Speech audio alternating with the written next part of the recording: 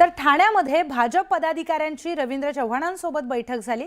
आमदार निरंजन डावखरेंसह आमदार संजय केळकर, संदीप लेले, माधवी नाईक या बैठकीला उपस्थित होते। ठाणे मनपा निवडणुकीमध्ये भाजपला जास्तीत जास्त जागा घ्याव्यात। 9 वर्षांमध्ये परिस्थिती बदललेली आहे। कार्यकर्त्यांना नाराज करून चालणार नाही असं परखड मत डावखरेंनी मांडल्याची माहिती सूत्रांकडून कळते। थेट जाऊयात आपले प्रतिनिधी अजित मांढरे यांच्याकडे। अजित, सगळ्यांनाच आता जागा वाटपाचं जे काही कोड आहे ते लवकरच सुटेल असं वाटतंय, आता काय माहिती आहे?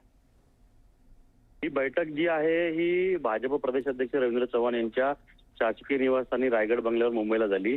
यामध्ये आमदार निरंजन डावखरे, आमदार संजय केळकर, सरचिटणीस माधवी नाईक, संदीप लेले हे भाजपतले कोर कमिटीचे जे सगळे सदस्य ते उपस्थित होते आणि यांनी रवींद्र चव्हाण यांच्याकडे मागणी केली की 9 वर्षाचा काळ लोटलेला आहे निवडणुका न झाल्यामुळे आणि त्यामध्ये परिस्थिती फार बदललेली आहे। स्थानिक पातळीवरती अनेक कार्यकर्ते जे आहेत ते आता मोठ्या प्रमाणात तयार झालेले आहेत।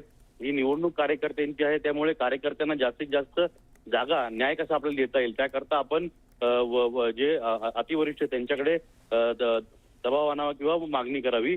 याच्यामध्ये या बैठकीमध्ये प्रामुख्याने ठाण्यातल्या ज्या युती संबंधी चर्चा जी आहे या चर्चेवरती जास्त जोर दिला गेला आणि त्यामध्ये या कोर कमिटीने भाजप प्रदेशाध्यक्ष रवींद्र चव्हाण यांच्याकडे हीच मागणी केली की जास्तीत जास्त जागा आपल्याला कशा मिळतील याकरता तुम्ही जोर लावावा।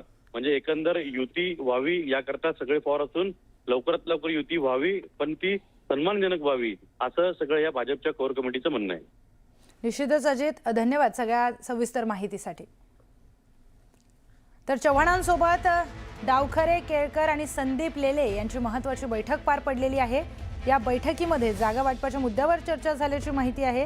नेमक्या किती आणि कोणत्या जागा या वाटप होणार आहेत, कुठल्या पक्षाला कोणत्या वॉर्डमध्ये जागा मिळणार आहे, या सगळ्यांची सविस्तर माहिती लवकरच समोर येईल।